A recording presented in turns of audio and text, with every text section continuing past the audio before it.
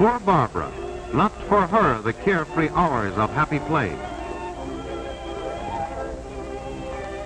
nor the busy hours of work and study. What has happened to her that she lies there so hot and feverish, so weak and dizzy, so miserable with suffering and pain?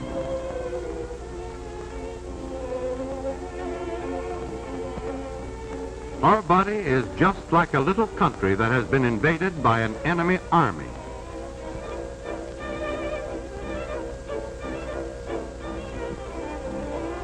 But the enemy in this case is not big soldiers. This invading army is so tiny that it can be seen only through a microscope. Its soldiers are the germs of communicable disease.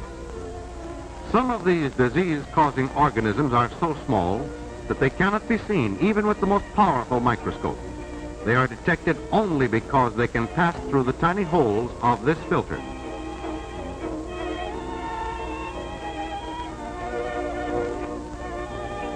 A communicable disease is one which can be caught from someone else.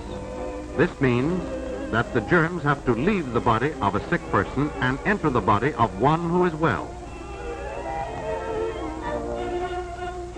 The usual gateway by which they enter is through the mouth or nose.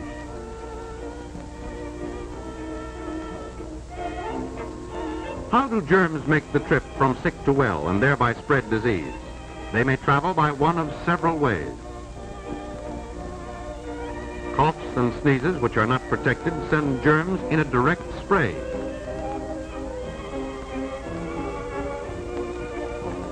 Kissing also gives germs a direct, short trip. The public drinking cup is a favorite means of travel. Water, as we find it in nature, may have harmful germs in it. If we drink such water without first boiling it, we are giving these germs a free ride into our bodies. Milk is the best food there is for us, but if it comes from unhealthy cows, in dirty surroundings, or is handled by people having a communicable disease, it can become a good conveyor of germs. Rats and some insects, particularly the fly, are of great help to germs of certain diseases by carrying them from filth to the food we eat.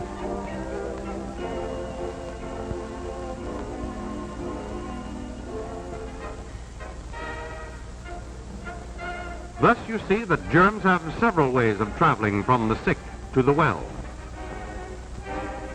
As individuals and as a community, we can do many things to halt this movement of germs and prevent the spread of disease. A healthful community must have a safe water supply. Here we see sedimentation and chlorination, a part of the process of water purification.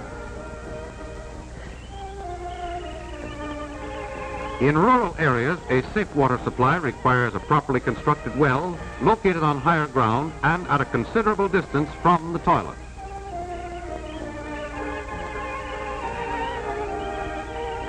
The purity of a city's water supply is further protected by the sanitary treatment of sewage. A series of processes renders the waste non-injurious to health. In rural areas, the problem of disposal of human waste can be solved by the building of a proper type septic tank.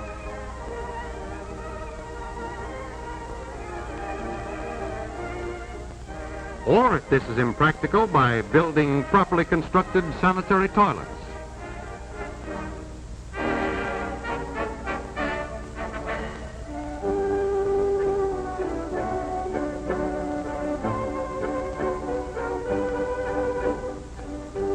Care in all steps of handling milk will do much to reduce milk-borne diseases.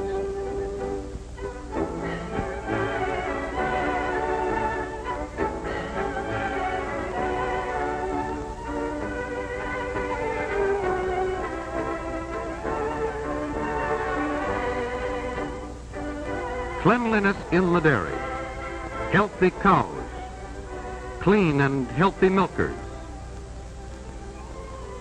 sterilized buckets, and cans so constructed as to keep out dust and flies all help to bring us safe milk so important in our lives.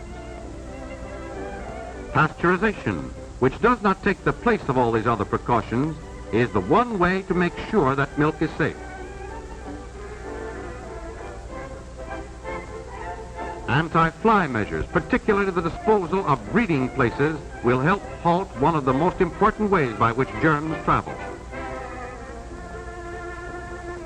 Tight-fitting screens are effective not only against flies, but also against mosquitoes.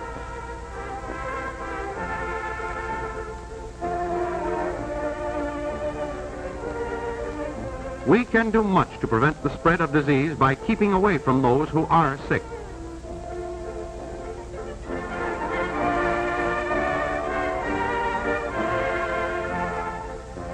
Common sense tells us to stay away from indoor crowds whenever communicable diseases are prevalent.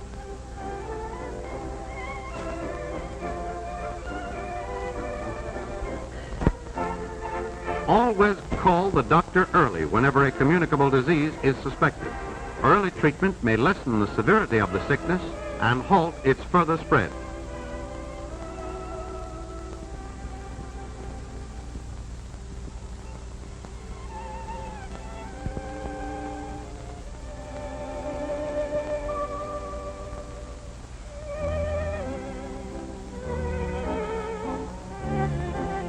It is the duty of anyone suffering from a contagious disease to remain at home until the doctor feels it is safe for him to go out among other people.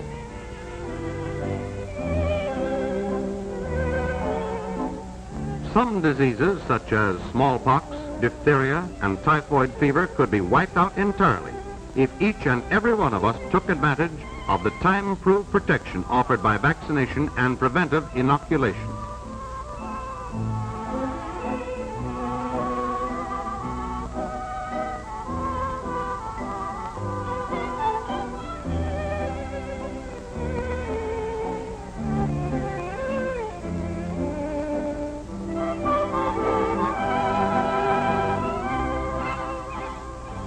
One of our best weapons in preventing the spread of disease is cleanliness, which is particularly important when there is a communicable disease in the house.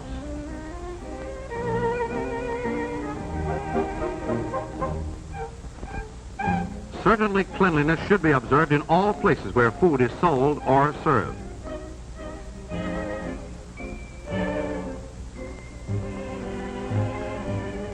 All dishes used by the public should be sterilized.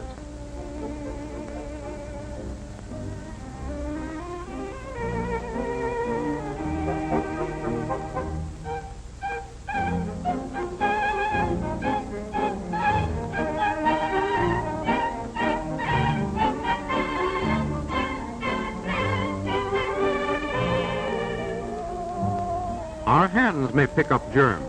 The one act of washing the hands after going to the toilet and before eating is an invaluable health measure.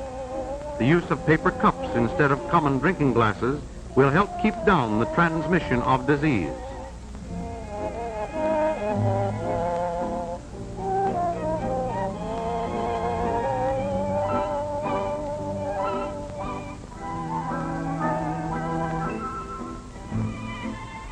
We cannot keep all germs from entering our bodies, but wise old nature has placed within us natural forces capable of fighting the invading armies of disease.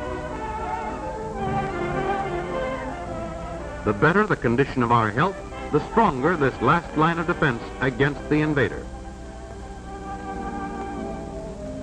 Building up this resistance depends upon a well-balanced diet which satisfies all the food requirements of our body.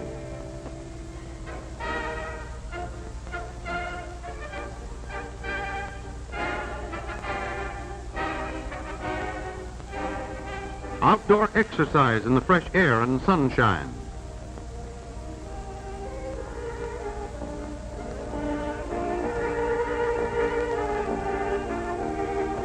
At least 6 glasses of water daily.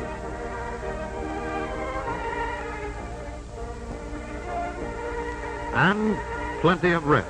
At least 8 hours of sleep every night. Every step we take to prevent the spread of disease means increased happiness and greater living efficiency for all of us.